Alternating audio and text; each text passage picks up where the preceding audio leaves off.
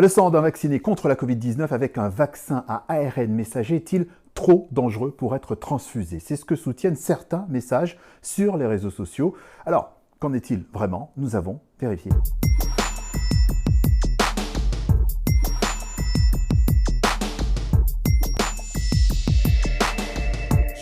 Parmi les messages accusateurs sur la dangerosité du sang des vaccinés contre la Covid-19, il y a celui-ci, publié la semaine dernière sur Twitter. Il a été relayé plus de 6700 fois, vu près de 515 000 fois et posté via ce compte certifié d'un homme qui se présente comme un lanceur d'alerte, un diseur de vérité.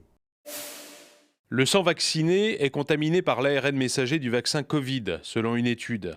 Ce sang n'est donc pas sûr. Plusieurs points à vérifier. D'abord, il est question d'une étude. Eh bien, pour l'instant, ce tweet ne s'appuie que sur une étude partielle, pas complète. L'étude complète doit paraître au cours de ce mois de mars, mais elle a déjà été en partie présentée dans cet article, publié le 17 janvier dernier sur le site scientifique APMIS. 8 scientifiques l'ont signé, essentiellement des spécialistes de la microbiologie. Le titre de l'article, repris dans le tweet, dit en clair que des traces d'ARN messager ont été retrouvées dans le sang de patients jusqu'à 28 jours après la vaccination Covid-19. C'est vrai, et c'est même une première, même si l'échantillon test n'est pas nécessairement très représentatif. C'est un tout petit nombre de personnes, c'est une dizaine de personnes. Donc il est difficile de savoir si d'abord ce phénomène se retrouve chez d'autres. Il donne un tableau à partir de 10 patients. Je ne pense pas que ce soit vraiment statistiquement solide. Je ne veux surtout pas incriminer les collègues qui ont écrit, parce que les collègues qui ont écrit le disent de manière très claire, les limitations de leurs études. Deuxièmement, le sang contaminé, c'est ce qu'évoque le message Twitter dont nous parlons.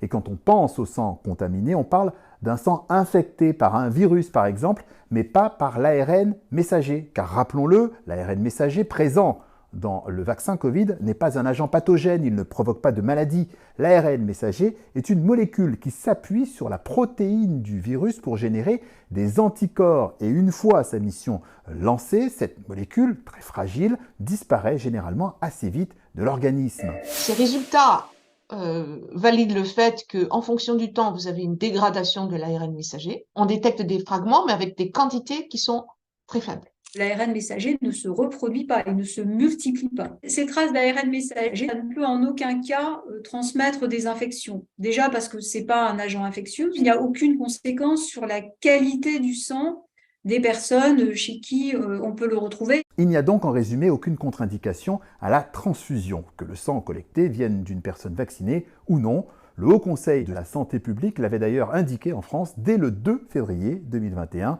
dans ses recommandations. Le HCSP recommande qu'il n'y ait pas d'exclusion, même provisoire, de donneurs ayant reçu un vaccin à ARN messager et à vecteur non réplicatif autorisé dans l'Union européenne. C'est un avis qu'on retrouve au niveau européen, au niveau mondial, et par ailleurs avec les millions de personnes qui ont été vaccinées depuis que les vaccins sont disponibles. D'un point de vue pratique, on ne voit pas très bien comment ça pourrait fonctionner, puisqu'aujourd'hui, 80% de la population française est vaccinée. 80% des vaccinés en France, 69% de vaccinés dans le monde, selon les données de l'Université d'Oxford au Royaume-Uni.